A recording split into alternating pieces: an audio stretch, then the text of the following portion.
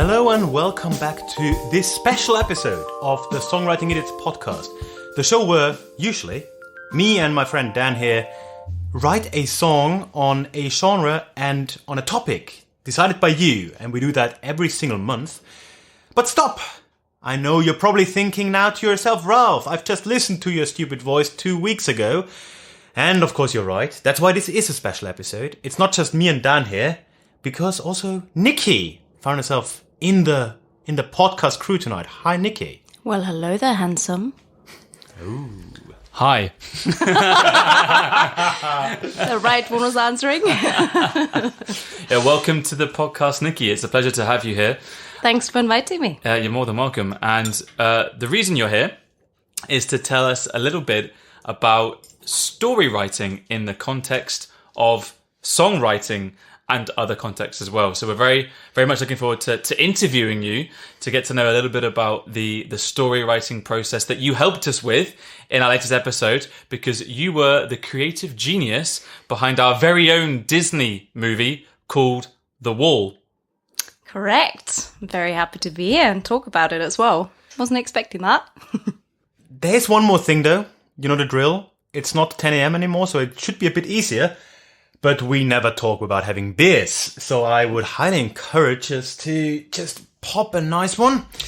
And Nikki, you now have the honour of describing what beer we have today. Oh, great. Thank you. So today we are drinking a beer from Munich, an Augustinerbräu. Home sweet home. Yeah, exactly. Great for Ralph. He can't live without it, apparently. It's a lager, so a helles, and I think it's very good, right? I've had it before. I would say it's the most popular beer in Munich, so if that says anything, we should be fine. Brilliant. We should be fine. And this time I'm popping it in time, not before. Oh yeah, that was a nightmare. But do so into the mic, that's the most important thing. Okay, let's see if we can hear that. Ooh, yes. nice. Not bad at all. Ralph, pass that over here. Let's do ours. May I open yours, sir? You may. And Takes a long time. we can do a little cheers. Very nice. Cheers, Cheers Nikki. over there. Cheers. So, story writing and songwriting. So let's talk a little bit about your history, Nikki. So you are in some sense, a professional story writer. You do that as part of your job. And you are also a songwriter as well. It's not just Ralph and I that write songs. You are also a very good songwriter. And we wanted to kind of pick your brains a little bit about how you, for example, come up with your story, specifically The Wall, a story I think we can all agree which is a masterpiece. 4-minute masterpiece. A 4-minute masterpiece. And I know was not necessarily particularly easy to write. Thanks for that. Yeah, so when you write a story, what is kind of your initial process? How do you come up with the initial concept?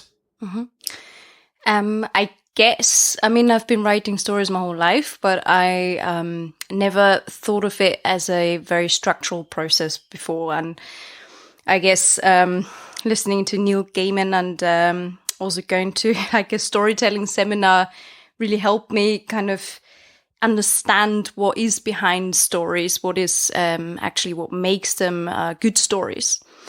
And there is he's unfortunately not alive anymore, but Joseph Campbell, I think was his name, and he went through lots and lots of stories from I think ancient times, mythologies, up until I don't know when exactly did his research, but until like modern times, he died in the 80s.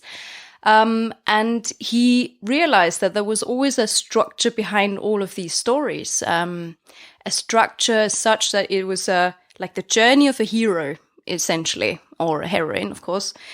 And at that point, he realized you can actually also divide it up into several kind of motives or aspects of this journey. So, for example, do you want to look at do you want to make the challenge, the kind of monster, into the main aspect of the story, the heroine or the hero overcoming the monster? Is this the main part, or do you want to show more the kind of the mission, that the heroine has? For example, in Lord of the Rings is like the most famous mission storytelling aspect. But quite a classic example, I guess you could say, right? So Definitely. Lord of the Rings, I guess most our listeners would know of Lord of the Rings. So I guess that's something that you could consider a classic story, according to what Campbell would say, and exactly what any old Greek person would probably still recognize. Yeah, definitely. And then also a very famous one is the transformation of the beggar to the a beggar becoming a king. So that, making something out of your life. And there's several others of these motives. I don't want to go in too much detail now, but I think it's interesting to look at that as well when you go about your story and see if any of these aspects are in it and whether it makes a good story. And so I guess in The Wall has this classic example of the heroine who has to overcome the anti-hero, the monster as such. In that case, Donald Dump. It's so hard to say, isn't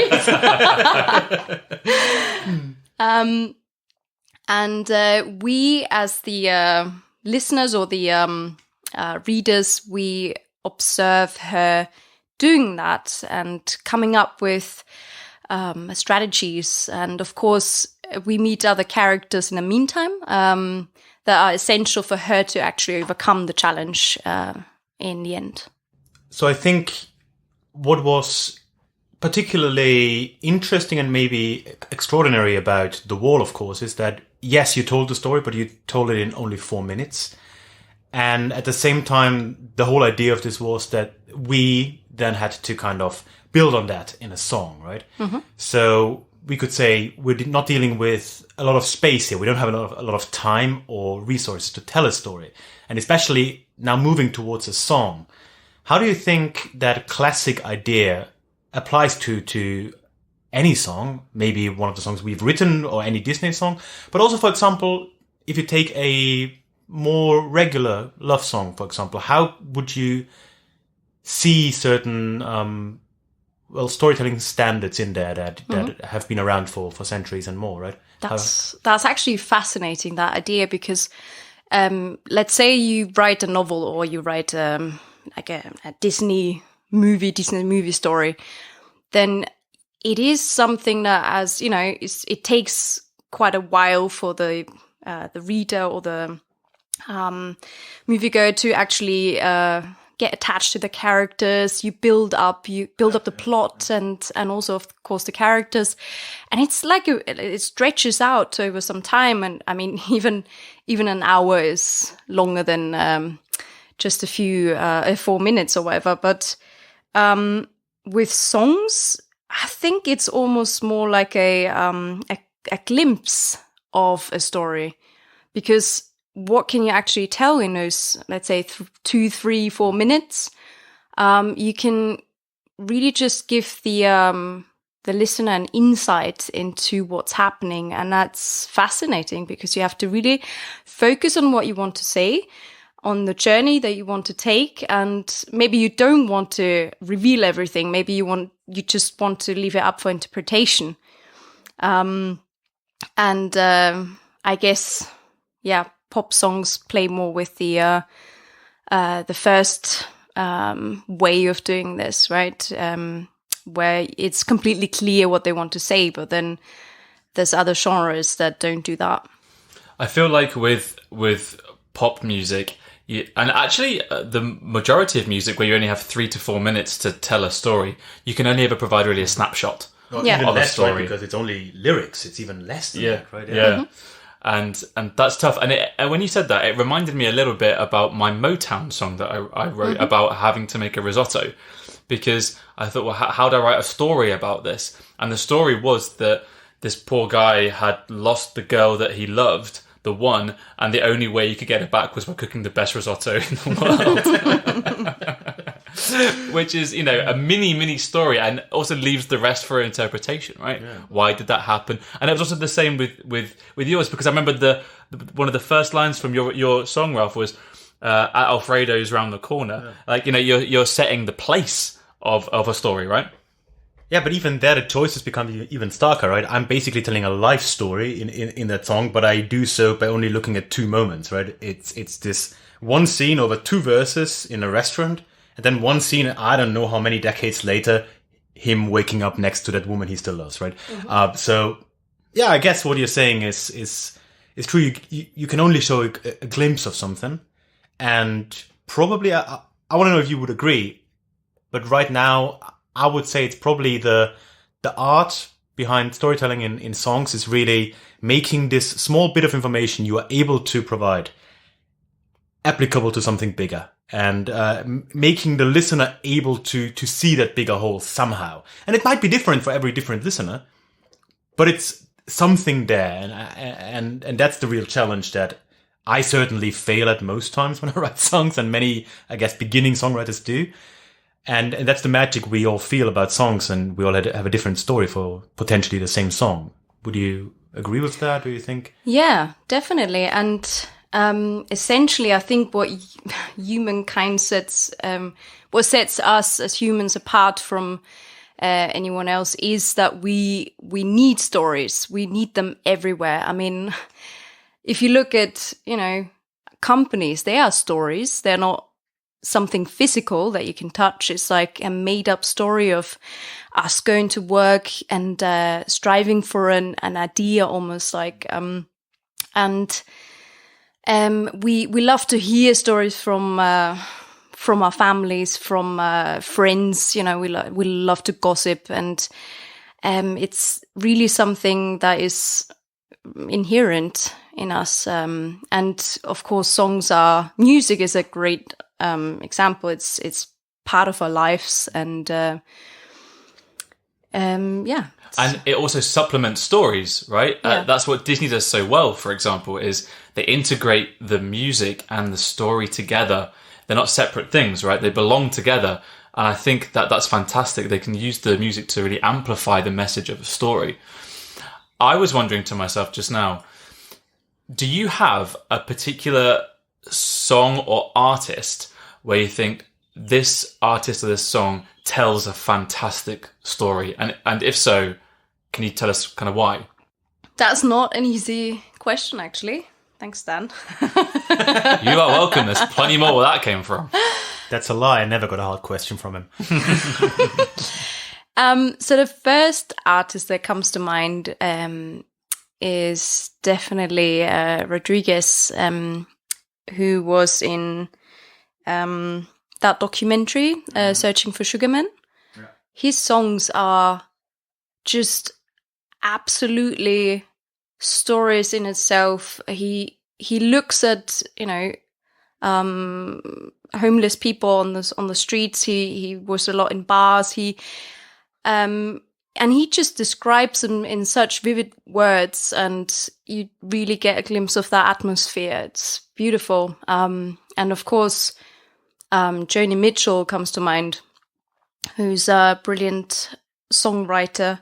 And not only that, she really just, gives you that insight into that atmosphere that she creates. And I would also say a band called Arcade Fire, a Canadian band. Their lyrics are, of course, not as clear or obvious, but they still tell really vibrant stories. And one that springs to my mind, sorry to interrupt, but is tunnels. Saying that I'm going to build a tunnel from my window to yours. I mean, what awesome storytelling and imagery that is. Yeah. Exactly. It's really fantastic. Yeah. And I mean, songs are really your chance. Of course, it's poetry in many ways, musical poetry. And you can really use the imagery and metaphors and so on to convey a story or convey an atmosphere. It's very powerful thing in my opinion. And maybe one last element here, since we're talking about songwriters or songs that tell a story. I think there's even one more element. We probably can't go too deep into that, but I find it very powerful. It's this idea, and it's very prevalent in country music. And I'm a sucker for country music. I don't know why. But that's part of the reason, I'm sure, that you can say things that have been said a million times, but if you say it in a different way, in a remarkable way, in the best sense of the word, and in a way that people understand that it has a connection to their daily life, it can have an impact because it immediately triggers this kind of imagery. And that's why, country songs are always the same topic. It's always a pickup truck. It's always a dirt road. But if the imagery works, and if you say things in an interesting way after that, there's so much you can do. And and a great story is just a part of that, right? That's why it's so powerful in music. Yeah, definitely. And also thinking about what you just said, it's emotions, right? That what triggers people. It's something they have either experienced themselves or they have, somehow known it, and that is the powerful thing that will grab them and shake them up. And if you can do that by a song, like only a song, which is just like 2-3 minutes long, and of course the music has an impact, but also the words. I totally believe that. Like a song is, not as powerful without the words. And I think in the best way we can relate this back to your first thing you said, this kind of hero's journey. What you do by doing that, basically, make it relatable. You put the listener into the shoes of the hero, right? He's living the story of the hero, and that's what probably makes it so powerful. Yes, definitely. I certainly remember as a child watching these Disney movies and wanting to be the hero, for example. Which one? Which one was I want to be the hero in? Definitely The Lion King, I wanted to be the hero in. And Aladdin, actually. I wanted to be Aladdin more than anything. Mostly for the carpet. I wanted to be the genie. Lovely. I was Mulan in my vision. Yeah, everyone can probably think, when they were a child, they wanted to be this person because of their story. They wanted to live that story. And that leads us on to actually our own kind of Disney stories that we've written within our songs. And I'm a bit nervous about this, Ralph. We would like to ask you how you interpret the stories in Ralph's song and in my song, because you've listened to them. You live with me, so you were forced to listen to mine for about a month.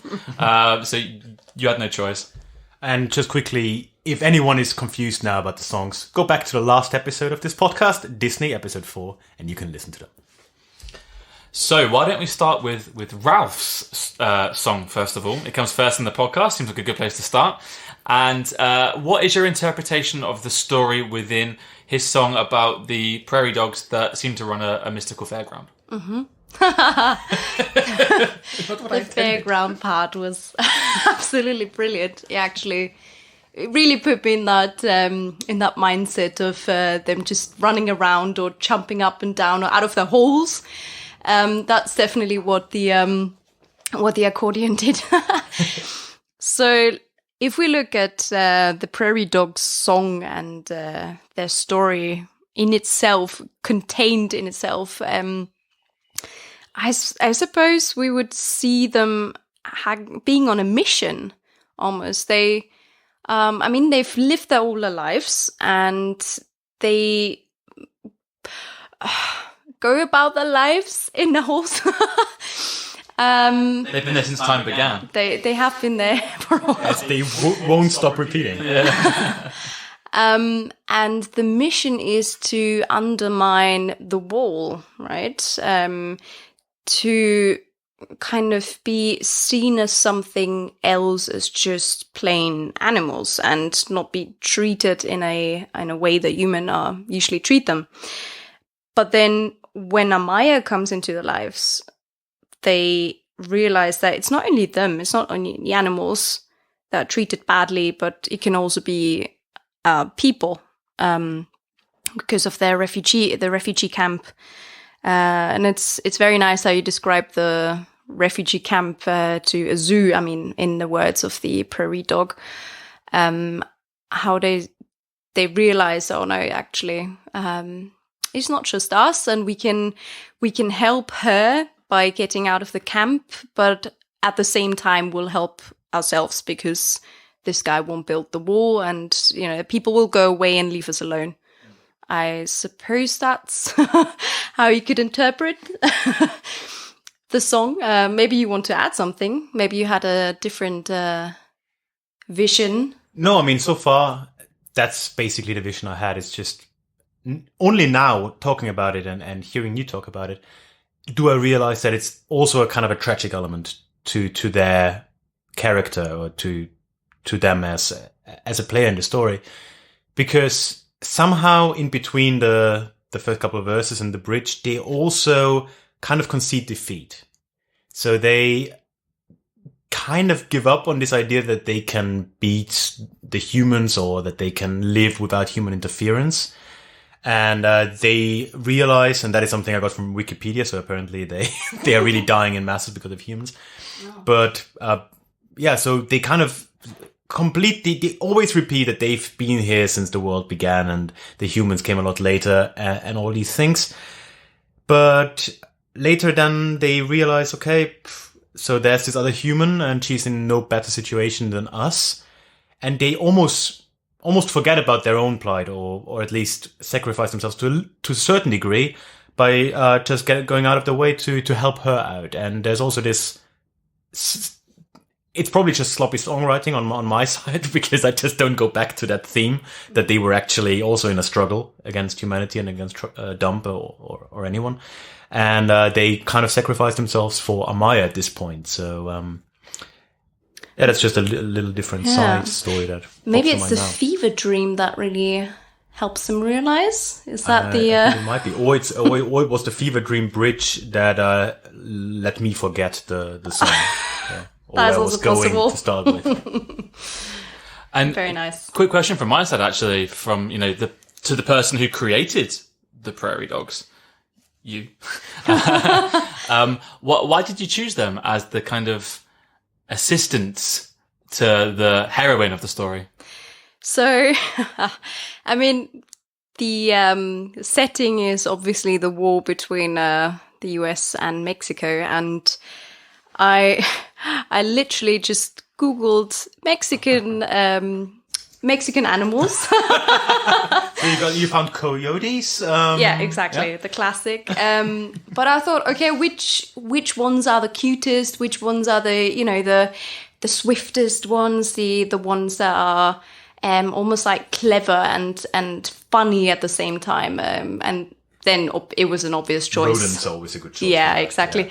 And I almost set you a trap, Ralph, right? Because of in German, the Mexican prairie dogs would have been mistaken for actual dogs. But I mean, also in English, they're called prairie dogs. If you don't know them, you have to Google them. That was a bit of an issue. But yeah. They're in no way dogs. They're almost like meerkats, right? Yeah, they're rodents. Yeah. But if you want to hear about that, listen to our last episode. But let's move on then to the second song of said episode. Dan did as I believe, quite brilliant villain song for Donald Dump and his sidekick, his evil sidekick. How would you interpret this in the context of everything we've said so far? Very fascinating, because now we're talking about the anti-hero here, right? It's not who is he overcoming. He's overcoming. He's not overcoming himself either, because he's very narcissistic. This is tough, right? Because when people think of stories, they tend to focus solely on the heroine or hero, and the story arc of a villain is not always seen in the same way or given as much attention. Mm-hmm. I mean, however, he is still on a mission. It is still a very clear mission, in fact. It's still that category, isn't it? Yeah. He wants to build that wall, whatever comes, And however high. Yeah. That's an interesting... however high. Yeah. Yeah, that's an interesting part of it, because I'm thinking, yes, in the overall story, in these 4 minutes of The Wall, the main purpose of Donald Trump is to be the bad guy to Amaya. But of course, if you limit him to just being that and don't give him any motives, don't give him any motivation for what he's doing, you are missing out a whole lot on character depth, right? Mm-hmm. And I think his motivation, as you describe in the story, is quite clear. He wants to get re-elected. Correct. That's his mission, actually. And he thinks the best way to do that is to build the wall, as people chant in the song, even, right? Mm-hmm. And he wants to build the wall because he thinks that's what the people want. Yeah, that's a very good point. I actually left that out. Completely forgot about that. But yeah, it's not only the wall, he actually wants to stay president, remain it.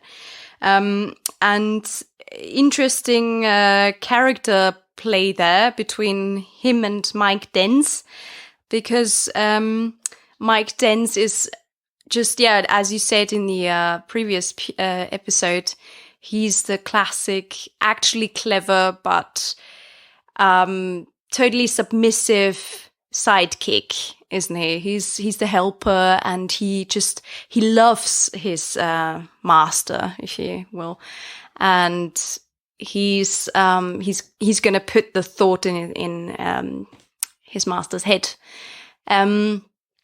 and yeah, that's, I think, very well done. I mean, it's like the classic villain Disney thing, isn't it? Yeah, I mean, so when I was writing the song, I struggled a little bit in trying to make him a stupid villain. Mm-hmm.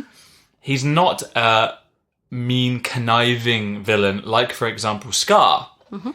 who I think he has a vision and he plans sneakily to kill the existing. Cleverly. Yeah, right. Very He's true. Mm-hmm. certainly smart, whereas Donald Trump is, in this case, a total idiot. Mm-hmm. And brags about everything. And it's quite hard to get that across whilst also being evil to some degree and being mm-hmm. the villain. That's personally what I found quite hard to do, to make him stupid and also a villain. Yeah, I imagine that would have been hard. And Mike Dent was very useful in that, because he was the one who gave actually Contrast. Donald Trump, right, a bit of contrast, and also gave him the ideas, which then Donald Trump stole for himself. Yeah. And I tried to use that as a bit of a plot and character development idea mm-hmm. to show that this character is really a total idiot. Yeah, it was very fun doing it, I have to say, and also a bit of acting is also nice. Yep, it's a little bit different to a normal song, where you can really act and pretend to be at least one or two different characters. It's good fun. Well, thank you very much for your feedback on the stories in our Disney song, and thank you also for being the first guest on the Songwriting Idiots podcast. Yeah. Woo! Thanks very much. Thank you. And what remains to be said? All the usual stuff. We should mention all the usual stuff. So, for example, you can still submit genres and topics, and you can also vote on not the next, but the episode after that for our October episode. And you can do all that on our website, songwritingidiots.com/vote. Please follow us wherever you listen to us. And of course, share with your friends, family, co-workers, anyone you think might find songwriting or music in general interesting. You can follow us on Instagram. The handle, I think it's called, is Songwriting Idiots. And you can also send us an email if you want to, podcast@songwritingidiots.com. So, without further ado, I think we can say goodbye. It's been a pleasure having you on the show, Nikki, and I must apologise to you that you have to listen to my songs for months and months and months. It can't be easy. So thank you for your patience from my side. I get to hear a lot, but it's also good fun, actually. It helps me with my songwriting too. So. You see all the mistakes that I make and then you don't make them. That's right. She wouldn't have. Yeah, no chance. So with that, we wish you all a lovely rest of the month, and you can look forward to our next podcast coming soon. Ish. Yeah. In September. In September. Bye-bye, everybody. Bye. Bye.